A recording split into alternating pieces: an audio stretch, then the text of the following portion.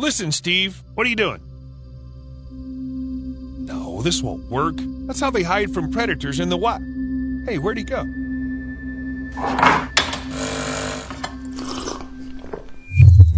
This is one of the many optical illusions you can find on the internet. And you know what? My eyes hurt already. Seems like the brain is trying to shrink and run away, and you want it to stop right now. Cool, thought evolution. I'll use it to protect animals. Fortunately for the predators, no animal can carry a huge screen to broadcast this video. Unfortunately for them, the prey came up with another strategy, and it works just as well. Look at the zebra. It's striped in black and white. It should be quite easy to spot even if it tries to hide in the tall grasses, but only until the zebra starts to move. According to the Animal Planet website, the sharp eyesight of predators plays a cruel joke on them, and some lions can see a large mass of movement instead of one animal. Go figure where to attack first. And when groups of zebras travel together, the stripes of one animal blend in with the stripes of another one, further confusing the poor predators. Imagine grabbing a hamburger that acts like an optical illusion from the beginning of the video.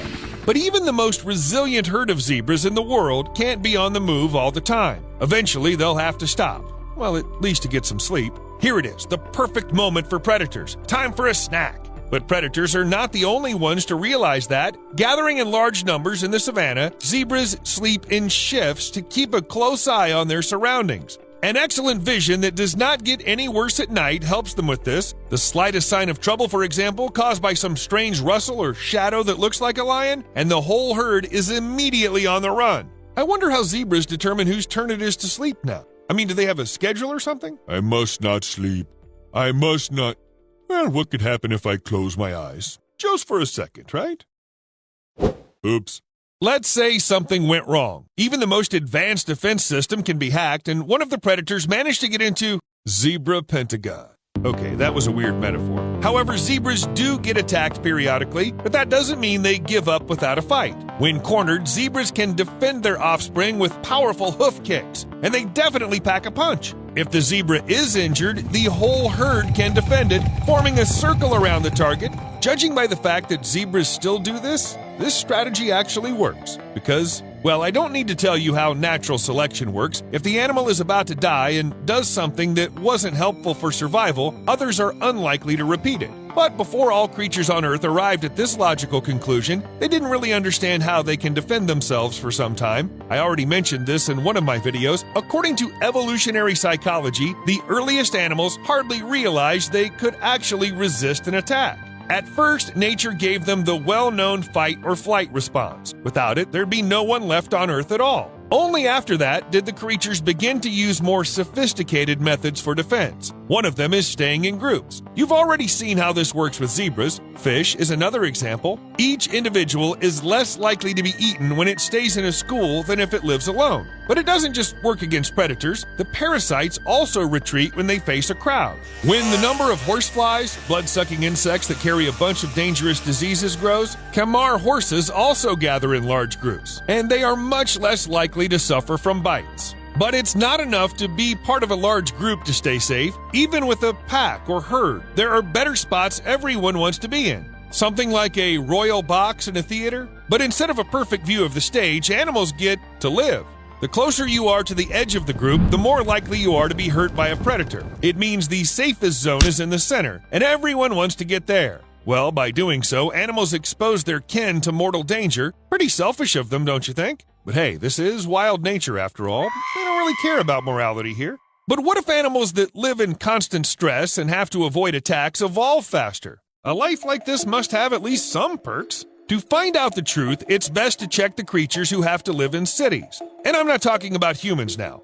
The conditions in cities are way too different from those in the wild. And this really speeds up evolution. You either adapt or go extinct. No other option. Take, for example, a fish called the mumachog. It lives in estuaries, ports, and areas that are sometimes very heavily polluted by chemicals lethal to most fish species, but not for mumachogs. These guys chose to evolve quickly, and now they can withstand a level of pollution their ancestors never dreamed of.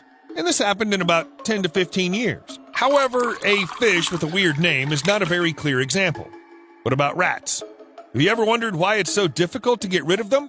Rats are simply kings of immunity. Until about the 1950s, common poisons were used against them. But then people noticed that the poison no longer worked. Research was carried out, new types of poisons were used, but rats kept developing immunity to them. In the end, animals appeared that are resistant to almost any poison. Super rats! I'm not kidding. Scientists call them that. It's believed that up to 75% of rats in the UK are of this resistant type. Perhaps very soon we'll meet them face to face. Rodents of unusual size? I don't think they exist.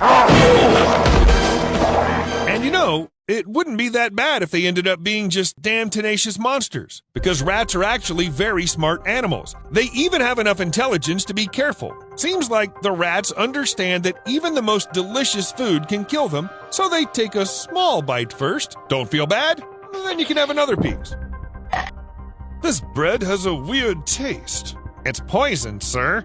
Oh, well, just like I thought. Turns out we were the ones who turned the rats into super soldiers of the animal world. Or would they still evolve into the most resilient creatures even without the help of humans? That's hard to say, but I think our contribution was very substantial. We've been living side by side with them since ancient times. Some rat species started coexisting with us more than 4,000 years ago, which means they had a lot of time to get used to constant war. It's pretty simple. Rats are pests, and humans prefer to get rid of pests. We are constantly finding new ways to do this, but rats are smart enough to learn to bypass our traps and get immune to our poisons. Basically, rats evolve in response to what humans do. You can understand them. Everyone wants to live, but in the wild, rats would hardly evolve that fast. Humankind is developing very fast. Within several hundred years, we've gone from swords and armor to nuclear weapons. It's as if zebras grew a shell in just over a day, then the lion would have to evolve faster. But in the wild, no one is in any hurry to change. Unless, of course, cataclysms happen. Okay, so it's all about humans in the cities with a bunch of humans. But why don't they help us evolve then? Well, they actually do.